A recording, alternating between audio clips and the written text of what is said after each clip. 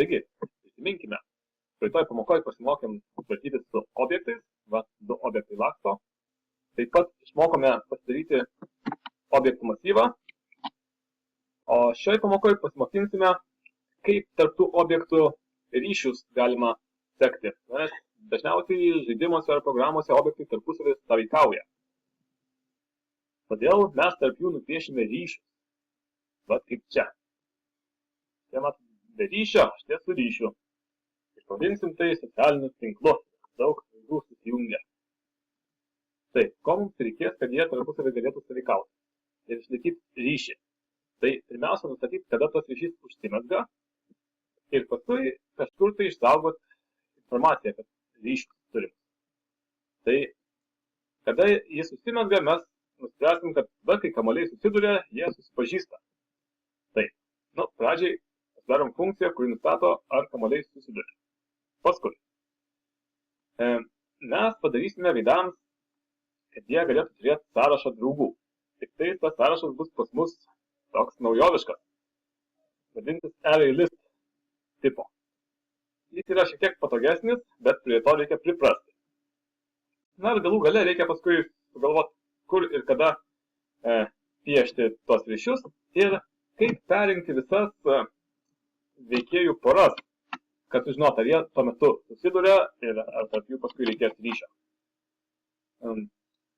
Trumpai galima pokyčius apžvelgti su tokia specialia priemonė, diff vadinasi dažniausiai, čia svetainė kitaip užvadinta, bet jis palygina du kodo gabalus ir pažymi, kas juose pasikeitė. Kairiai pusėje yra senas kodas, kuris tik su paprastais objektais tvarkėsi, o dešinėje yra tai, kur atsirado objektų ryšiukai. Taigi, matom, kamuolio klasėje atsirado funkcija collide_with, kuri patikrina, ar mes susidurėm su kitu kamuoliu. Boolean mums grąžina true arba false reikšmę, loginis tipas, ir parametrai mes paduodam kitą kamuolio objektą.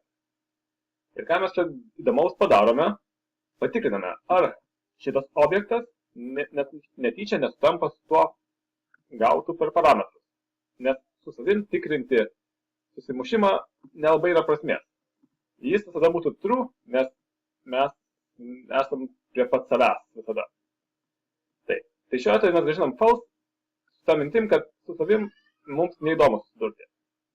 O kitu atveju, jeigu su kitu objektu, tai mes skaičiuojam atstumą nuo savo x ir y, kuriuos čia kažkur buvom gavę, iki kito objekto x ir y, tai yra iki jo centro. Jeigu jis mažesnis už mūsų spindulių sumą arba diametrų sumos pusę, tai vis reiškia šis objektas. Galima jį praleisti šiuo atveju, nes mes ir taip automatiškai paimam savo kintamąjį, jeigu nėra kokių nors ten sutampančių pavadinimų, o never bus kito objekto dydis. Taip, toliau žiūrėjau. Reiškia, dabar mes jau mokam ir kamuoliai, ir veidai mokės patikrinti, ar liečiasi su kitu veikėju. Taip, čia biškai pakeitėm išimą, kad visada prieš piešdami veidelį ar kamuolį piltum baltai. Tai, rado užtat veiduose draugų sąrašai. Reiškia, ArrayList veidas friends. Sako, kad turėsime friendų sąrašą. O elementai bus veidas tipo. Tai yra bus veidai, kiti veidai. Labai gerai. Ir mes, aišku, pradžiai tuos veidus, sąrašą paruošėm naudojimui konstruktoriuje. Savotiškai atrodo tas užrašas. Ką jis reiškia? Ko jis skiriasi, pažiūrim, nuo to, kaip mes rašytume. Čia jau būtume taip rašyti. Veidas.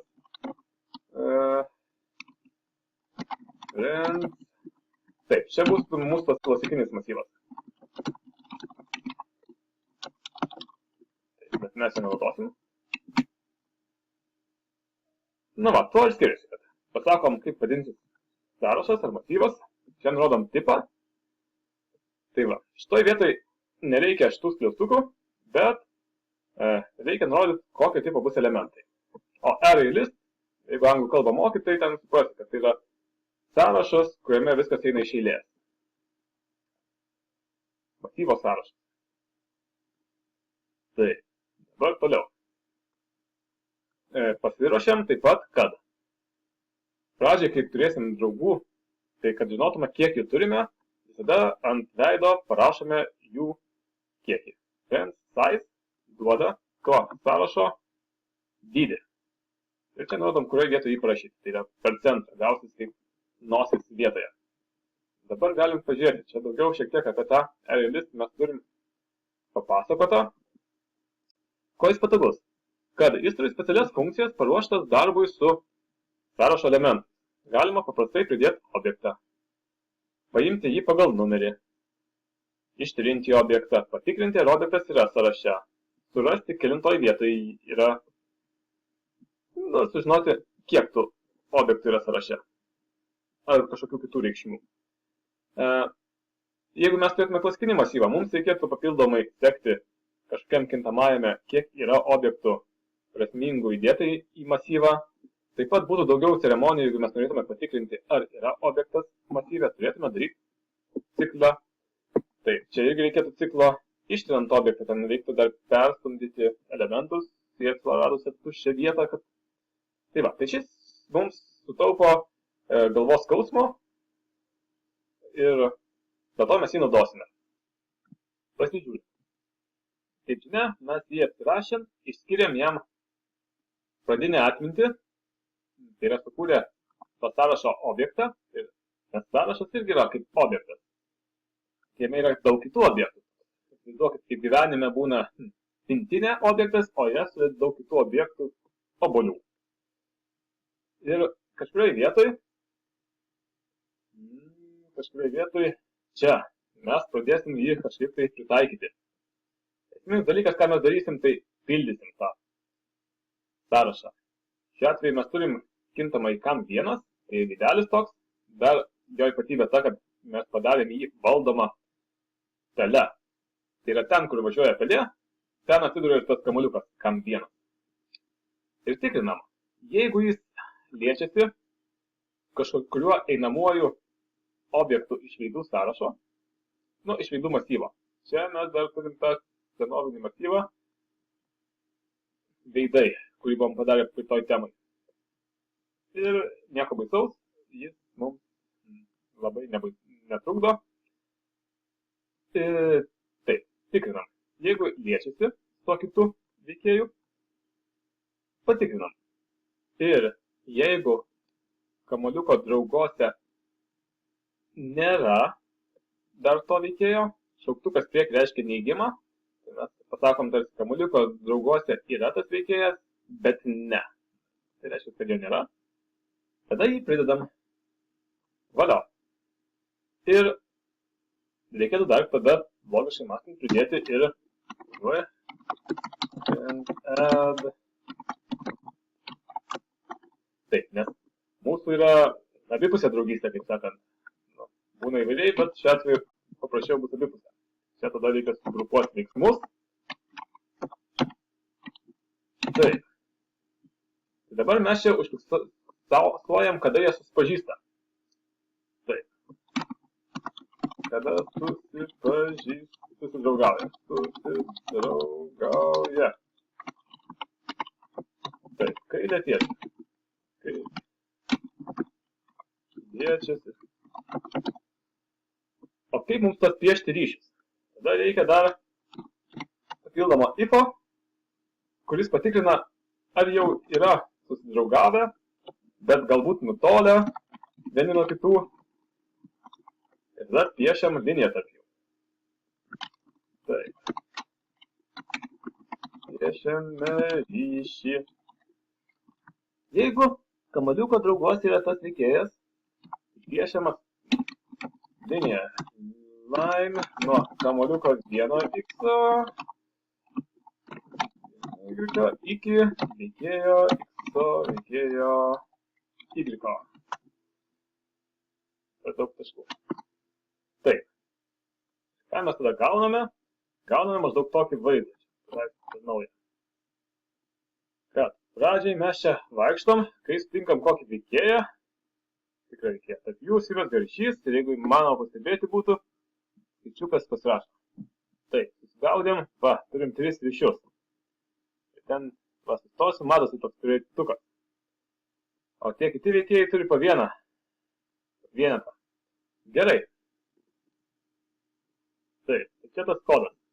Bet jis mums patikrina ir užmezga ryšį tik tais vieno kamuoliuko su visais kitais. Nu, vieno veidelio su visais kitais. Tas, kur kamuoliukas, tai toks be ryšio, nes jis nedalyvauja tinkle. Nėra mūsų masyvė veidai. Kaip dabar padaryti, kad būtų visų ryšiai su visais? Tai šitą idėją. Čia mes turim vieną kamuoliuką, kuris tikrinamas su visais veidais iš sąrašo. Ok. Mums reikėtų imti po kiekvieną kamuoliuką vietoj šito vis kitą ir jį tikrinti su visais likusiais. Tada būtų visi su visais patikrinti. Tam reikia ciklo cikle. Na, gal toks ūkiškas pavyzdys būtų, pavyzdžiui, turite tokį ten daug sąrašo telefonų ir reikia patikrinti, ar yra 2 sutampantis telefonai tame sąraše. Tai jūs imtumėt ką? Kiekvieną galimą porą daiktų ir tikrintumėt, ar kažkas ten sutampa. Kad paimti kiekvieną galimą porą, reikia daryti vieną ciklą, kuris eis per visus objektus ir antrą ciklą. Čia bus pirmas kintamasis poros, čia bus antras kintamasis poros. Ir jie išbandys visas galimas kombinacijas. Netgi biškai daugiau kartų negu reikia, nes kai pas mus yra simetriškai, kad draugystė, taip sakant, tai jisai išbandys ar V1 draugauja su V2 ir paskui dar ateis momentas, kai išbandys ar V2 draugauja su V1. Bet mums tas netrukdo, nes ryšys visiems vienodai atrodys. Galim palyginti, kaip atrodo su to vienu kamuoliuku ir kaip atrodo visi su visais. Kas čia sutampa ir kas skiriasi. Čia reiškia, tai, kas buvo kintamasis V, kuris ėjo per visus veidus, pas mus dabar bus vidiniam cikle. Tai kintamasis vadinsis V2. O, tai, kas buvo kamuoliukas pirmas, čia bus, tarkim, veidas vienas kažkoks. Ir jis bus išoriniam cikle. Tarsi čia buvo kažkuris vienas įvykdymas išorinio ciklo. Nu, reiškia, fiksuota reikšmė buvo kam vienas. Kitkas analogiškai reiškia. Tikrinam, ar tas kažkoks pirmasis veikėjas susiduria su kitu. Ir jeigu dar neturi jo draugų sąraše, tai prisideda vieni kitą. Paskui piešiam ryšius. Jeigu tas išorinio ciklo veikėjas turi drauguose vidinio ciklo veikėjas, tai tarp jų piešiam liniją.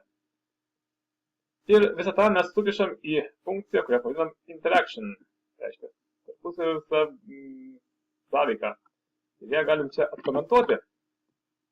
Ir tuomet nebereikia mums šitų reiškia, ceremonijų painioti prie veidų piešimo. Reiškia, skamba pradžiai skirtas tas cikliukas, tai tiesiog veidų piešimui ir pajudėjimui.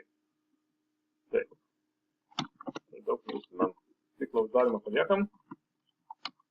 Nu ką, gražesnis vaizdas, bet mes logiką iškėlėm į interaction funkciją, panaudojam KISS principą, keep it simple stupid. Ir savo kodą biškį skaidėm dalimis. Ir pažiūrim, kas gaunasi. Reiškia, čia anksčiau buvo vienas veikėjas su visais likusiais, o dabar turėtų visi su visais pradėti ieškoti, taip sakant, ryšių. Panašu, kad randa. Čia galima kelis kartus paleisti per naują, jie skirtingai greičiai mąstys, tai skirtingai gaus ir ryšius. O čia galima bandyti išvengti, kokį nors ryšį, būtų įdomus žaidimas. Bet su vienu kažkurio nedraugauju. Gerai.